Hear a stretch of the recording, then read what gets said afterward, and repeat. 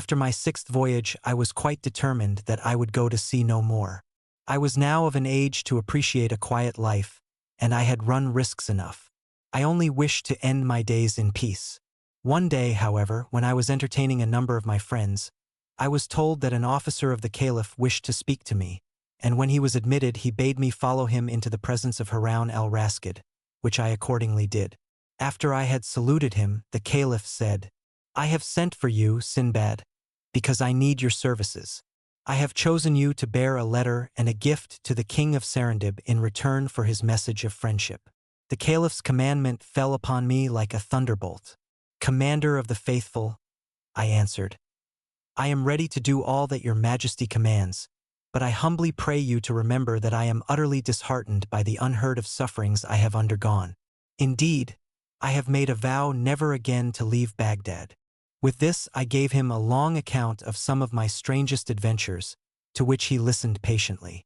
"I admit," said he, "that you have indeed had some extraordinary experiences, but I do not see why they should hinder you from doing as I wish. You have only to go straight to Serendib and give my message, then you are free to come back and do as you will. But go you must. My honor and dignity demand it." Seeing that there was no help for it, I declared myself willing to obey, and the Caliph, delighted at having got his own way, gave me 1,000 sequins for the expenses of the voyage. I was soon ready to start, and taking the letter and the present I embarked at Balsora, and sailed quickly and safely to Serendib. Here, when I had disclosed my errand, I was well received, and brought into the presence of the king, who greeted me with joy. "Welcome, Sinbad," he cried. "I have thought of you often, and rejoiced to see you once more."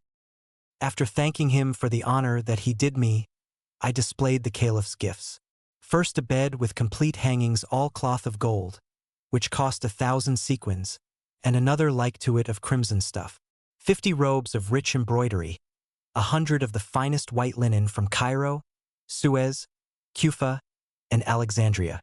Then more beds of different fashion, and an agate vase carved with the figure of a man aiming an arrow at a lion, and finally a costly table, which had once belonged to King Solomon.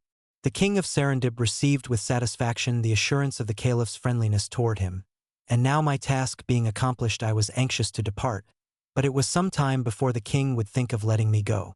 At last, however, he dismissed me with many presents, and I lost no time in going on board a ship, which sailed at once, and for 4 days all went well. On the 5th day we had the misfortune to fall in with pirates, who seized our vessel, killing all who resisted, and making prisoners of those who were prudent enough to submit at once, of whom I was one.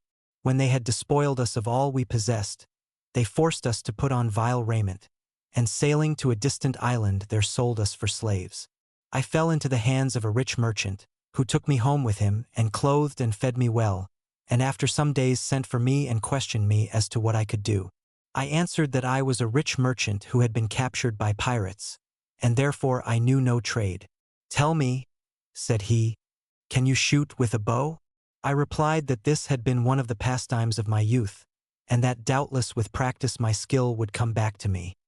Upon this he provided me with a bow and arrows, and mounting me with him upon his own elephant took the way to a vast forest which lay far from the town. When we had reached the wildest part of it we stopped, and my master said to me, "This forest swarms with elephants. Hide yourself in this great tree, and shoot at all that pass you. When you have succeeded in killing one, come and tell me." So saying, he gave me a supply of food, and returned to the town, and I perched myself high up in the tree and kept watch. That night I saw nothing, but just after sunrise the next morning a large herd of elephants came crashing and trampling by. I lost no time in letting fly several arrows, and at last one of the great animals fell to the ground dead, and the others retreated, leaving me free to come down from my hiding place and run back to tell my master of my success, for which I was praised and regaled with good things. Then we went back to the forest together and dug a mighty trench in which we buried the elephant I had killed, in order that, when it became a skeleton, my master might return and secure its tusks. For 2 months I hunted thus, and no day passed without my securing an elephant. Of course I did not always station myself in the same tree, but sometimes in one place, sometimes in another. One morning as I watched the coming of the elephants, I was surprised to see that, instead of passing the tree I was in, as they usually did, they paused and completely surrounded it, trumpeting horribly and shaking the very ground with their heavy tread. And when I saw that their eyes were fixed upon me, I was terrified, and my arrows dropped from my trembling hand.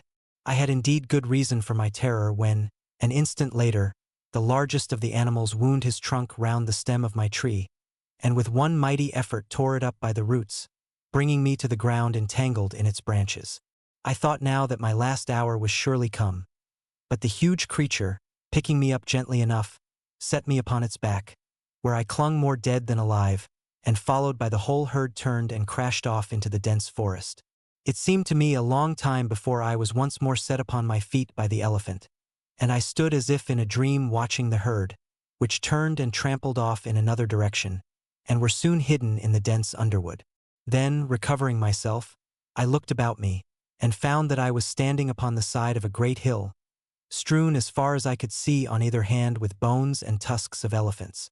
This then must be the elephants' burying place, I said to myself, and they must have brought me here that I might cease to persecute them, seeing that I want nothing but their tusks, and here lie more than I could carry away in a lifetime. Whereupon I turned and made for the city as fast as I could go, not seeing a single elephant by the way, which convinced me that they had retired deeper into the forest to leave the way open to the ivory hill, and I did not know how sufficiently to admire their sagacity. After a day and a night I reached my master's house, and was received by him with joyful surprise. "Ah, poor Sinbad," he cried. "I was wondering what could have become of you.